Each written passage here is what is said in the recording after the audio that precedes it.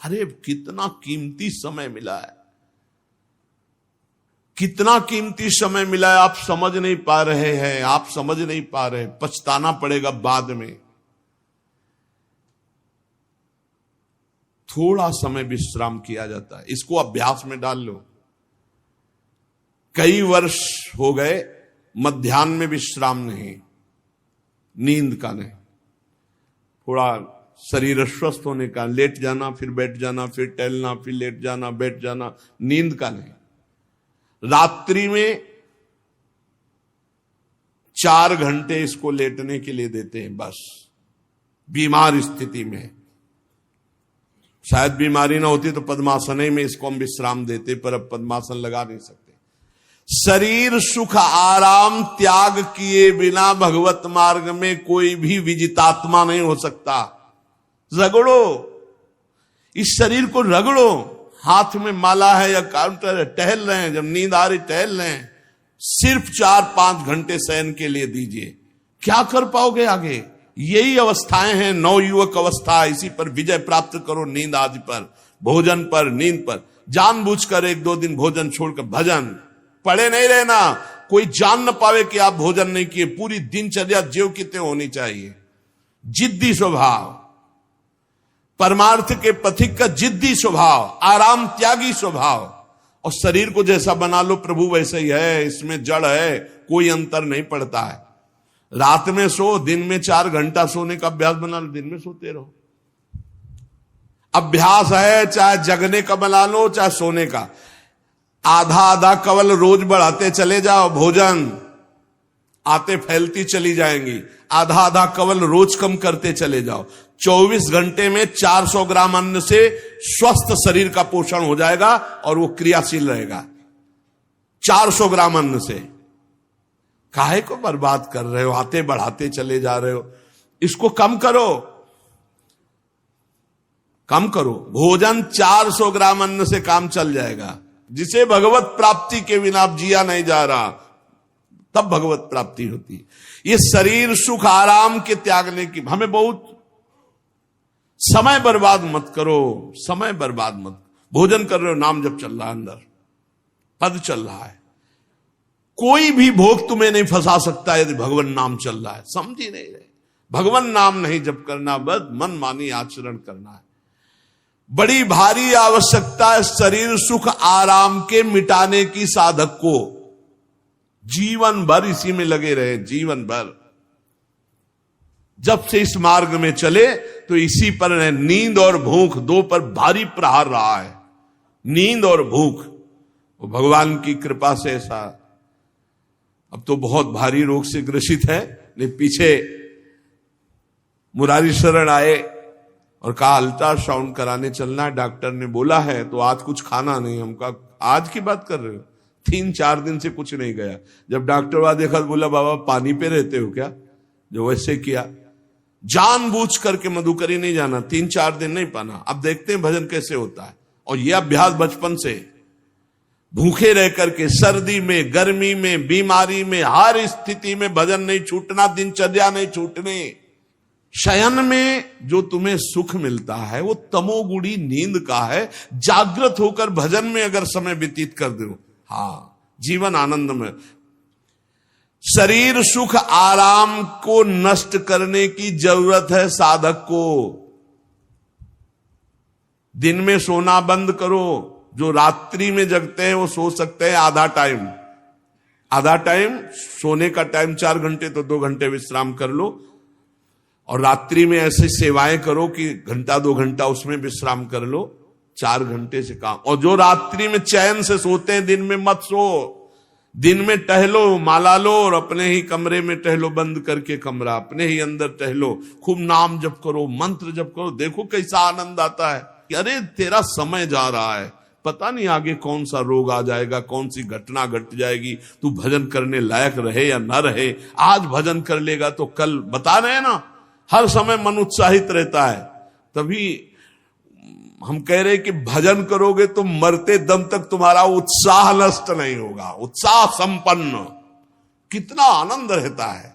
मन से भगवत आराधना शुरू हो जाती है, मन से पाठ शुरू हो जाता है, मन से परिक्रमा शुरू हो जाती है। हमें लगना है, आराम शब्द जीवन में नहीं।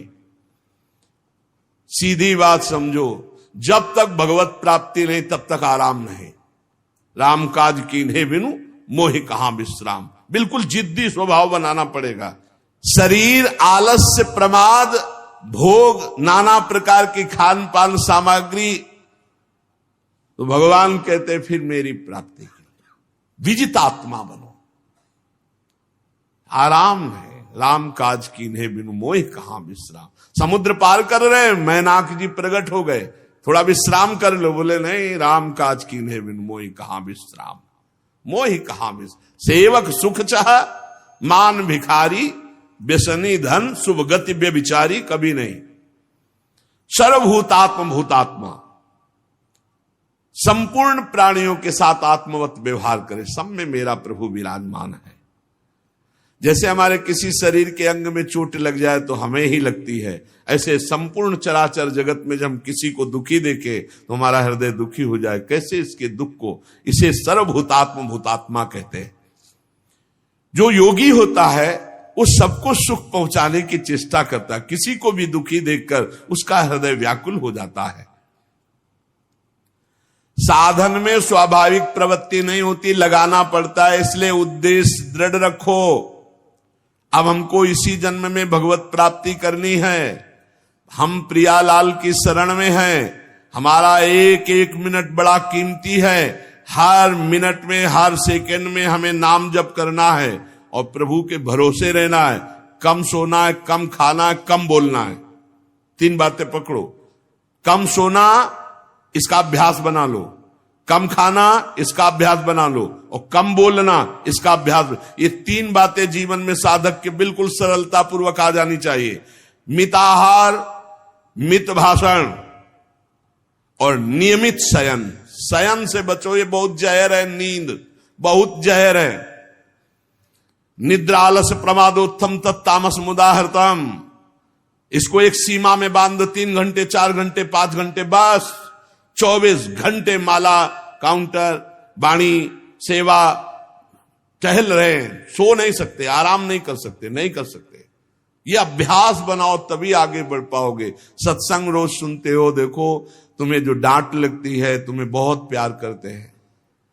प्रभु बहुत प्यार करते हैं, इसलिए डांट लगवा रहे हैं, इसलिए आपको सत्संग सुना रहे हैं। ये जीवन सार्थक कर लो, नहीं तो बहुत पछताना होगा। हम पशु पक्षी के जीवन में साधना नहीं कर पाएंगे। कैसे हमारा चिंतन बदले? भगवान ने अगला शब्द का मदगत प्राणा। प्राण जिसके मेरे में समर्पित है। प्राण समर्पित का मतलब है प्राण वायु को लेकर प्रधान है। भोजन न मिले, जल न मिले तो भी हम जीवित रह सकते हैं काफी समय तक, क्योंकि प्राण वायु। प्राण बलवान पुष्ट होते हैं अन्न और जल से, लेकिन प्राणों की सत्ता वायु से है। ये जो श्वास प्रश्वास है, भोजन हमें 4-6 दिन न मिले तो आराम से दिनचर्या चल सकती है। पानी 8-10 दिन न मिले तो भी दिनचर्या चल सकती है। ऐसा नहीं कि मर जाएंगे, लेकिन 2 मिनट वायु ना मिले तो मर जाएंगे। 2 मिनट वायु ना मिले तो प्राण नष्ट हो। प्राण का सीधा संबंध वायु श्वासों से है। और प्रभु को प्राण समर्पित करने का मतलब हर श्वास नाम जप करना। मदगत प्राणा। हम पानी भी पिएंगे, भोजन भी पाएंगे तो प्रभु को समर्पित करके और हर श्वास नाम जप करेंगे तो ये मदगत प्राणा होगा। मत चित्ता, निरंतर चिंतन करने के लिए हमें प्राणों को समर्पित करना होगा। हमारे प्राण समर्पित हैं, हम प्रसाद के द्वारा प्राणों का पोषण करेंगे और हर श्वास प्रश्वास में नाम जप। श्वास ऊपर गई तो नाम जप, श्वास नीचे गई तो नाम जप। बोधयंता परस्परम। यदि हम किसी से बात करेंगे तो अपने प्रभु की चर्चा करेंगे। उसी प्रभु की चर्चा का कथन, कथयंतश्च माम नित्यम, केवल भगवत चर्चा करेंगे। केवल। कभी कभी ये लोक कल्याण की भावना भी प्रपंच में उतार देती है। निवेदन है कि यहां कोई लोक वार्ता का प्रश्न लेकर के नावे, एक जगह तो बख्श दो जहां केवल भगवान के संबंध की चर्चा होने दो। श्रीधाम वृंदावन में आप आए हो तो प्रिया प्रीतम की चर्चा का प्रश्न करो, प्रिया प्रीतम की चर्चा सुनो, निहाल हो जाओगे। तुष्यंत च रमंत च, उसी में आनंद और संतोष होता है। भगवत चर्चा हुई और उसी में रमण करे। एक जगह तो रखो जहां तुम केवल प्रभु की चर्चा सुन सकते हो, प्रभु की चर्चा कर सकते हो। प्रपंच का तो बहुत विस्तार है। कथयंत च माम, माम भगवान कह रहे हैं, कथयंत च माम नित्यम तुष्यंत च रमंत च। चलते हैं हम भगवत मार्ग में, फैल जाते हैं फिर दुविधा युक्त संसार प्रपंच में। केवल भगवत चर्चा, कथयंत च माम, भगवान केवलम, केवल माम, मेरा, प्रियालाल किसी और कोई चर्चा। बार बार बोर्ड लगवा देते हैं, श्यामा श्याम की चर्चा के सिवा यहां कोई चर्चा न की जाए। आपको अगर आशा है कि यहां से कोई काम बनते हैं तो हम पहले आपको बता देते हैं हम असमर्थ हैं, हमारे में कोई सामर्थ्य नहीं है, हम केवल प्रभु की चर्चा करते हैं, प्रभु का नाम जपते हैं, प्रभु के लिए जीवन है, बस इतनी बात है। जो प्रभु में डूबना चाहता है वो आए, स्वागत है। इसके अलावा ना कोई आशीर्वाद, ना कोई तंत्र मंत्र, ना कोई जंतुर, ना किसी भी तरह की कोई ढांढस वृत्ति बना सकते हैं कि जाओ तुम्हारा ये ठीक हो जाए, तुक्का लग जाए, ठीक हो जाए, तुम्हारे भाग्य की बात है। यहां से कोई चमत्कार नहीं, यहां एक ही चमत्कार है, मलिन मन को श्री भगवान में लगा देना, जीवन को जीवन मुक्त अवस्था में पहुंचा देना। निर्विकारता की स्थिति प्राप्त करने के लिए साधु समागम है। भगवान का आदेश है, यदि मुझे अनुभव करना चाहते हो, इसी जन्म में परमानंद की प्राप्ति करना चाहते हो तो मय्येव मन आदत्स्व मयि बुद्धिम निवेश है। कैसे करोगे? तो भगवान कह रहे मत चित्ता, मेरे में चित्त लगाओ। चित्त कैसे लगेगा? चूंकि हम प्राणों से बहुत प्यार करते, देह प्राण ते प्रिय कछु नाही, इसलिए भगवान को कहना पड़ा प्राण मेरे को समर्पित करो। कैसे समर्पित करें? जो खाओ पियो भगवान को भोग लगा के और रात दिन नाम जप में, हर श्वास में भगवत चिंतन। अगर वार्ता करनी तो बोधयंता परस्परम कथयंतश्च माम नित्यम, केवल मेरी चर्चा। बड़ा दुर्लभ हो रहा है, भगवत चर्चा होना बड़ा दुर्लभ हो रहा है। भैया ये सब सुनहु भरत भावी प्रबल, बिलख कहो मुनिनाथ, हानि लाभ जीवन मरण जस अपजस विधिहात। जब कर्मों का फल भोगने का आया तो महात्मा जी, और जब पाप कर्म करने जा रहे थे तो पूछ लेते हमसे कि हम पाप कर्म करने जा रहे हैं, आपकी अनुमति है क्या? तब नहीं, तब किसी न भगवान की याद की न गुरु की याद की, मनमानी आचरण किए। तो अब भोग आया है, अब भोग लो, उसको भोगना पड़ेगा, वो यहीं मिलेगा तुम्हें। पति पत्नी परिवार संसार मित्र, इन्हीं में सब कलह अशांति मारपीट नाना प्रकार का। अरे पूछो मत, भगवान के चरणों का जब तक आश्रय नहीं लोगे तो यहां का ये प्रेम विवाह, यहां का प्रेम तुम्हें शांति प्रदान नहीं कर सकता। भगवत भाव रखोगे, हर परिस्थिति को शांति पूर्वक निर्वाह। ये जीवन काटना भी एक कला है। मनुष्य जीवन कोई पशु जीवन नहीं है। अगर अध्यात्म नहीं तो आप इसको जी नहीं सकते, आप इस जीवन को नहीं जी सकते।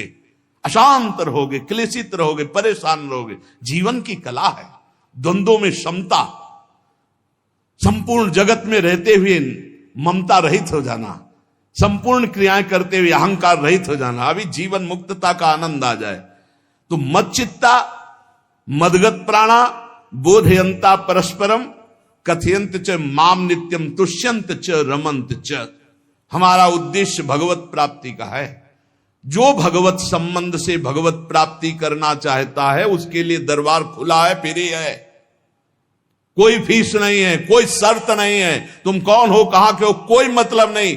आपका केवल संबंध भगवान के संबंध से वार्ता होगी तो यहां हो सकती है। इसलिए सावधानी होकर हमारे समय को निरर्थक ना किया जाए। बहुत कीमती समय, जब प्रश्न होता है तो फिर उस पर चर्चा करनी ही होती है। हमें सिर्फ भगवान का आदेश है, कथयंतश्च माम नित्यम तुष्यन्ति च रमन्ति च। उसी में संतोष करना, उसी में रमण करना है। हमारा भरण पोषण श्री प्रिया जी से होता है, किसी व्यक्ति से नहीं होता है।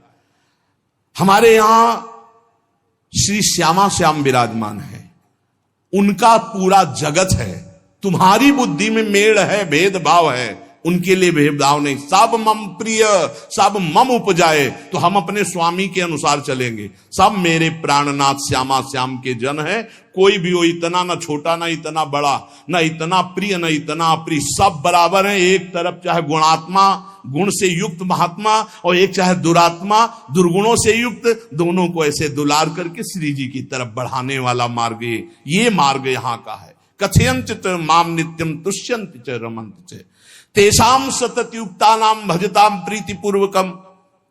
जो सतत प्रेम पूर्वक मेरा भजन करता है, भगवान कह रहे ददामि बुद्धि योगम तम, उसकी बुद्धि का योग मैं करा देता हूं। ये खास बात हुई, लगाने की चेष्टा हमने की मन बुद्धि को, और भगवान आकर मन बुद्धि में विराजमान हो गए।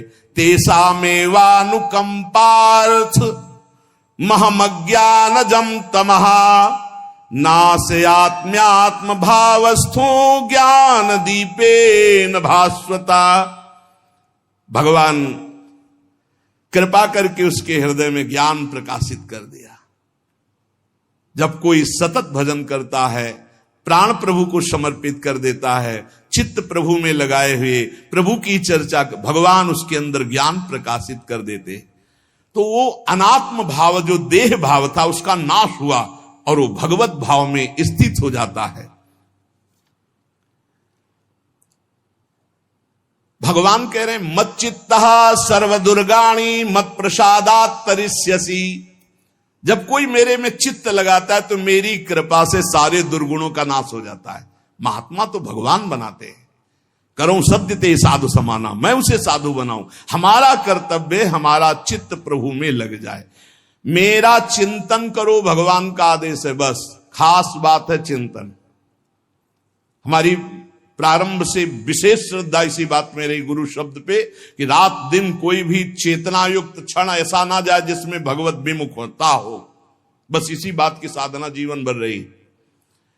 प्रारंभ में गुरुदेव ने कह दिया जब तक चेतना है तुम्हारे में तो तुम्हारा जागृत अवस्था का चेतना युक्त एक भी क्षण व्यर्थ नहीं जाना चाहे। तो गुरु कृपा से यही प्रयास रहा है कि हमारा एक भी मिनट भगवान से विमुख न जाए।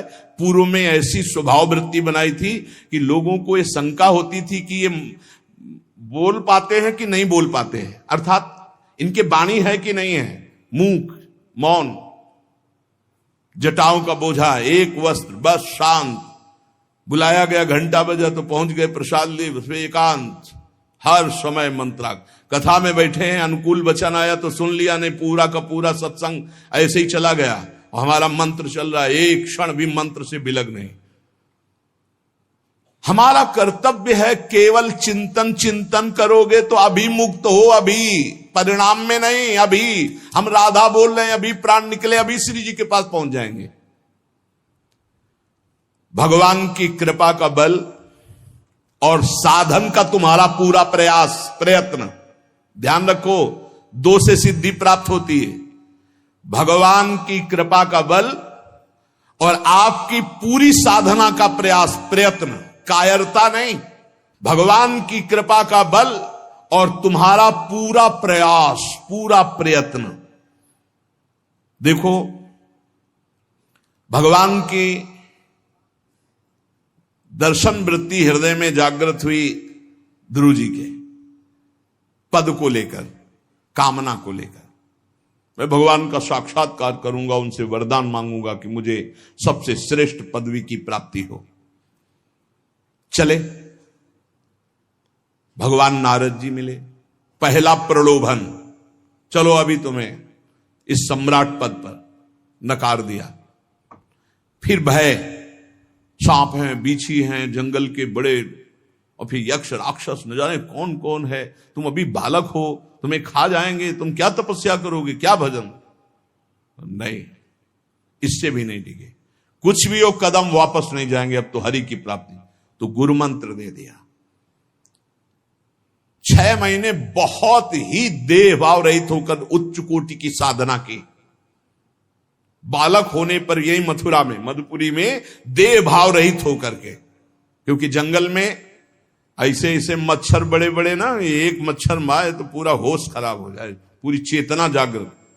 तो उस 5 वर्ष के राजकुमार के शरीर में कितने मच्छर चिपके रहे होंगे, क्या क्या भयावह। हमने तो सेनपुर में देखा, आसन लगाए बैठे, काला नाग सांप ऐसे फुसकार रहा है। पूरा दृढ़ निश्चय है कि अगर ये काटने का समय है तो काट लेगा, नहीं काटना तो बिल्कुल नहीं काटेगा, बैठे रहो। वो ऐसे पास से निकल गए, छाती से भी निकल गए हैं। निश्चय कि अगर काटना है काट। सैकड़ों बिच्छू, कभी ऐसे डंक नहीं मारा। और अगर काटना हो मारना हो ना तो बढ़िया महल में बैठे हो तो वहां जाके काट लेंगे। ध्रुव जी अपनी निष्ठा से कभी नहीं विचलित हुए। अब जब भगवान सामने आए तो आखिरकार 5 वर्ष के बालक घबरा गए। भगवान का तेज, भगवान का रूप, भगवान की महिमा। भगवान मुस्कुराए, कृपा दृष्टि से देखे, बल मिला, भगवान को देख पा रहे हैं। अब मन में आया कि मैं स्तुति कैसे करूं, क्योंकि कोई ज्ञान तो है नहीं। भजन किया, भगवान की प्राप्ति हो रही, लेकिन अब कोई ऐसा ज्ञान तो है नहीं जिससे भगवान का स्तवन करे। भगवान की तरफ देख करके कुछ कहना चाहते हैं, पर क्या भगवान को कहें ये ज्ञान नहीं। तो भगवान ने अपने ज्ञान स्वरूप शंख का ध्रुव जी के कपोल पे स्पर्श करा दिया। जो भगवान कह रहे, ज्ञान तो मेरी कृपा से होता है। अभी पीछे इस श्लोक में भगवान ने कहा, तेसा मेवानुकंपार्थ महमक ज्ञानजम तमह नाशयाम्यात्म भावस्थो। अनात्म भाव का ये जो आत्मस्वरूप अनात्म देह में भाव आ गया है, इसके नाश का जो ज्ञान होता है ये भगवान की कृपा से होता है। जे भी शंख छुआया दिव्य ज्ञान और भगवान की दिव्य स्तुति की। तो ये देखा जाता है कि भगवान की कृपा से ही साधक में दिव्यता आती है, दिव्य ज्ञान आते हैं। पर प्रयत्न अपना होना चाहिए। प्रयत्न था तभी तपस्या में आए, नहीं तो प्रलोभन में फंस जाते या भय में डर जाते। ना प्रलोभन में फंसे चक्रवर्ती सम्राट पद देने पर, और ना भय में फंसे कि सांप बिच्छी और सिंह खा जाएगा, इससे भयभीत नहीं हुए। और प्रयत्न इतनी जोर का किया, आप भागवत में पढ़ लीजिए, देह भाव रहित होकर कितना कठोर तप, 6 महीने में भगवत साक्षात्कार। आत्मबल, भगवत कृपा बल। ये मन है बहुत डराता है, कैसे जिएंगे, बुढ़ापे में कौन सेवा करेगा, क्या दुनिया का प्रपंच खड़ा कर देता है। इसको इसी ज्ञान से काटो। भगवान है ना, भगवान सब करेंगे। भगवान के लिए हमने जीवन दिया है, ये जीवन भगवान के लिए हार। अरे दिव्य हो जाओगे, रिद्धियां सिद्धियां हाथ जोड़े खड़ी रहेंगी। भगवान जानते हो क्या भगवान है। हम एक बार भगवान के नाम पर अपने आप को न्यौछावर तो करके देखें, पर यह अहंकारी जीव मानता नहीं है। ये अहंकार का बल लिए रहता है। आसुरी प्रकृति है ये अहंकार। अहंकारम बलम दर्पम कामम क्रोधम च संश्रिताः। जिसके अंदर ये आसुरी प्रवृत्ति अहंकार होता है, उसमें काम क्रोध लोभ ये भरपूर होते हैं। कहां से भगवत प्राप्ति हो। जहां ये दुश्मन रहते हैं वो घर तो तुमने सुरक्षित दे रखा है दुश्मनों को। आसुरी प्रकृति को तुमने, अहंकार को अपना स्वामित्व दे रखा है। मैं वो अहंकार जिसके साथ प्रकृति लगती है। जब अहंकार और बढ़ जाता है तो ईश्वरोहम अहम भोगी सिद्धोहम बलवान सुखी। तरंग से समुद्र नहीं होता, समुद्र से तरंग होती है। हम जितने भी हैं सब तरंग हैं उस परमात्मा की। वायु विकार नष्ट हुआ, समुद्र में ही लीन हो गए, ये बात है। लेकिन एक तरंग समुद्र नहीं पैदा कर सकती। एक सूर्य चमक रहा है, कोई बंद के सूर्य दूसरा चमक के दिखाए। बहुत सावधानी से उपासना करो। ये अहंकार, भगवान कह रहे हैं, भगवान ये जो अहंकारम बलम दर्पम कामम क्रोधम च संश्रिताः, इस अहंकार को नहीं मिटाया तो ये अनुभव कराने लगता है और 4 बोलने लगते हैं कि आप तो भगवान हैं। तो धर्म सम्राट करपात्री जी, इतने सिद्ध महापुरुष, और विश्वेश्वर विश्वनाथ जी की स्थापना करके रात दिन आराधना। काशी में बड़े बड़े सिद्ध महापुरुष भगवान शिव की आराधना करते, बड़े बड़े सिद्ध महापुरुष भगवती अम्बा की आराधना करते। ये कौन सा ज्ञान प्रकट हो जाता है जो भगवत स्वरूपों का अपमान होने लगता है। मुझे यही समझ में नहीं आता। गुरु रूप से हमें शास्त्र के आचरण देने आए, मनमानी भ्रष्टाचार सिखाने नहीं आए।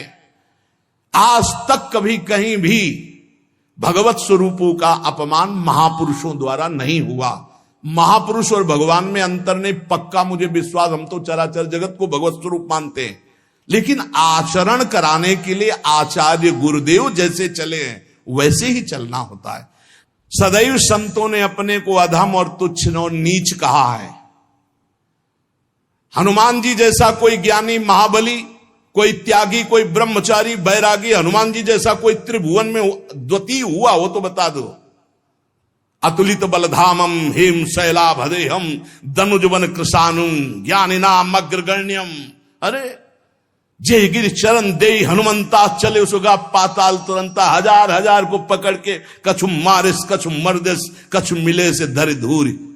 अब विभीषण जी से कैसे परिचय बता रहे हैं, प्रात ले जो नाम हमारा तेहि दिन ताहि ना मिले आहारा, असमय अधम सखा सुनु मोहू पर रघुबीर। क्या दैन्यता का स्वरूप हनुमान जी महाराज। भगवान से जब हनुमान जी मिल रहे तब उनसे प्रभु आप पूछ रहे हो कि तू नाथ एक मैं मंद मोह बस, ज्ञानी नाम अग्रगण्यम, एक मैं मंद मोह बस, कुटिल हृदय अज्ञान, पुनि प्रभु मोहि विसारेऊ, दीन बंधु भगवान। जय प्रणतारित भंजन, चरणों में लौट गए हनुमान जी महाराज। सबरी जी भगवान सामने बैठकर स्तुति करते हैं। जो नवधा भक्ति है वो उपदेश नहीं है, सबरी जी की स्तुति है। ये सब भक्ति सबरी जी में विराजमान, क्योंकि उसी समय सबरी जी भगवत धाम जाती है तो उपदेश तो उसको दिया जाता है जो आचरण में उतारे। सबरी जी तो सिद्ध महापुरुष अभी भगवत धाम जा रहे हैं भगवान के सामने ही। वो क्या कहती, अधम ते अधम अधम अति नारी, तीन मह में मति मंद अघार। हरिवंश महाप्रभु, क्वाहम तुच्छ परम अधम प्राण्यो गर्ह कर्मा, यत्तन्नाम स्फुरति महिमा हरेश वृंदावनस्य। इन सब बड़े बड़े आचार्य महापुरुषों ने भगवान की दास्ता स्वीकार करके जीवन अर्पित करके आचरण करके दिखाए। जहां ये आसुरी अहंकार होता है तो ईश्वरोहम महम भोगी सिद्धोहम बलवान, ये सिद्धावस्था नहीं है, ये तमोगुणी आसुरी अहंकार का परिणाम है जो ये दिखाई देता है भगवत स्वरूपों का अपमान करके। नहीं, यद्यपि अभेद है वो महापुरुष शिव और वो अभेद है, पर आचरण जब करेगा तो स्वामी और सेवक का करेगा। काशी नगरी सिद्धों की नगरी है, ज्ञानियों की। देखा बड़े बड़े सिद्ध परमहंस जाते हैं शंकर जी के दर्शन करने, विश्वनाथ जी के, तो जिनके कमंडल भी नहीं, दिगंबर है ना, तो वो भी ऐसे हाथ उठा के नमः पार्वती पते, और बस ऐसे सर झुकाए खड़े रहते हैं।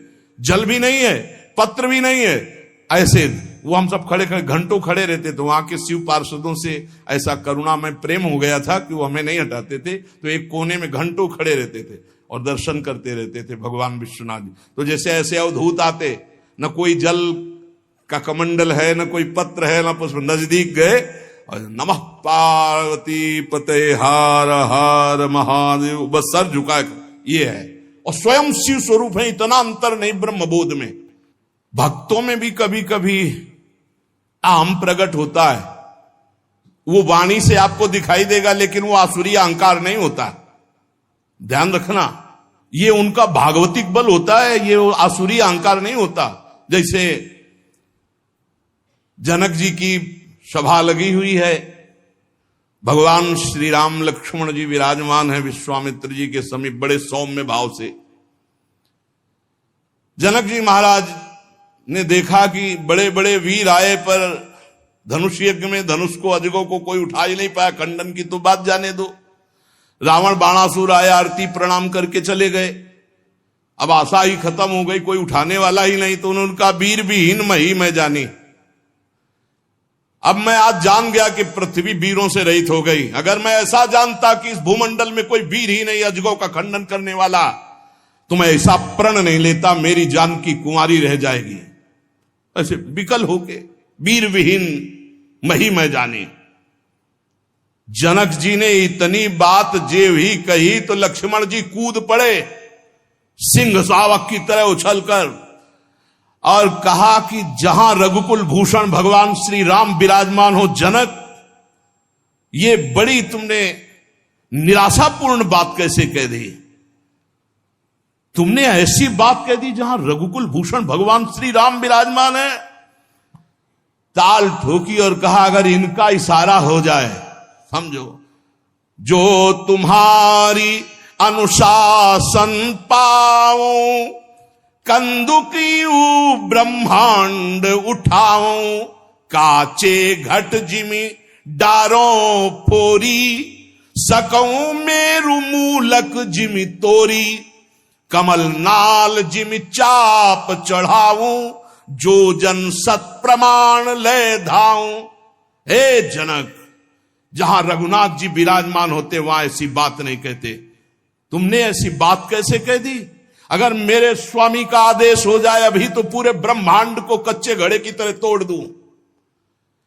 ये अजगौ पुराना 100 योजन एक बार में दौड़ते हुए जाऊं और इसको ऐसे कमल लाल की तरह तोड़ दूं, मेरे स्वामी का आदेश हो। यह अहंकार नहीं है। पहली बात कही, जो तुम्हार अनुशासन पावो, अगर मेरे प्रभु श्री राम की आज्ञा हो जाए। और लक्ष्मण जी ने एक बात और कही कि तोरो छत्रक दंड जिमि तव प्रताप बलनाथ, आज के बाद कभी धनुष स्पर्श नहीं करूंगा यदि मेरी बात झूठी हो जाए। आपके प्रताप से इसे बरसाती छत्ते की तरह तोड़ दूं इस अजगौ को, अगर आपका आदेश हो। तो प्रताप बलनाथ, यह अहंकार नहीं है, यह भक्त का भगवत प्रताप है। दशानन कह रहा है, अरे मुझे क्या भय, तेरी सभा में अगर कोई वीर हो तो मेरा पैर उठा दे, मैं राम जी का एक छोटा सा सेवक हूं। तू मेरे प्रभु को बार बार मनुष्य कह रहा है, मैं जिनका सेवक हूं। तेरी सभा में तू जो अपने सभा बलों के बल पर बलवान होकर कहता है कि ये सब आहार है, तो मैं उनका एक छोटा सा दूत हूं। अगर कोई मेरा पैर उठा दे तो जानकी जी को राम जी हार जाएंगे, वापस चले जाएंगे। राम प्रताप सुमिरपन रूपा। सभा में पैर हाहाकार मच गया। जब स्वयं दशानन उठा, मारा घूसा, 4 मुकुट राम जी के चरणों में गए। राम जी के चरणों में झुक, तब तेर बचेगा, मेरे चरणों में झुकने से नहीं। कोई उठा नहीं पाया। ये अंगत का अहंकार नहीं, ये भक्त का भगवत प्रताप होता है। राम प्रताप सुमेरी पर्ण रूपा। राम प्रताप, हरिवंश प्रताप जानत है, हरिवंश प्रबोध प्रमाणत है, हरिवंश सर्वस्व है तिनके, सुख संपत्ति दंपति जो जिनके। लक्ष्मण जी कह रहे, सकऊं मेरु मूलक जिमितोरी, जैसे मूली तोड़ दिया जाता 4 लाख योजन का सोने का पहाड़ सुमेरु, ऐसे उखाड़ के तोड़ के फेंक दूं। भगवान अपार सामर्थ्यशाली, और जो भगवान में चित्त जोड़े अपार सामर्थ्यशाली। हम लोग कभी कभी अहंकार और प्रताप के भेद को नहीं समझ पाते। महापुरुषों में अहंकार नहीं होता, वो भगवत प्रताप होता है। जो आसुरी अहंकार है वो तो भगवान की शरणागति से नष्ट हो जाता है। भगवान का प्रताप भक्तों के जीवन में उदय होता है। भगवान बहुत कृपालु हैं, बड़ी करुणा की है, अपना मार्ग हमें देने के लिए सत्संग दे रहे हैं। कथन श्रवण का सौभाग्य मिला है। इसी जन्म में हमें भगवत प्राप्ति करनी है। अपार बलशाली माया को परास्त करने का बल केवल भगवान की कृपा से प्राप्त होता है। इसलिए नाम जप करो, भगवत लीला गायन गुणगान करो और भगवान से प्रार्थना करो कि मेरा अहंकार आपके चरणों में समर्पित हो जाए। सारा दोष इसी अहंकार का है। ये संस्कृति मूल शूल प्रद नाना, सकल शोक दायक अभिमाना, ताते करें कृपा निधि दूरी, सेवक पर ममता अति भूरी। हमारे ऊपर बहुत प्यार है प्रभु का, हम उस प्यार के बल से अहंकार को प्रभु के चरणों में समर्पित करके इसी जन्म में जीवन मुक्त हो जाए। शेष चर्चा आगे। श्री राधा वल्लभ लाल की जय।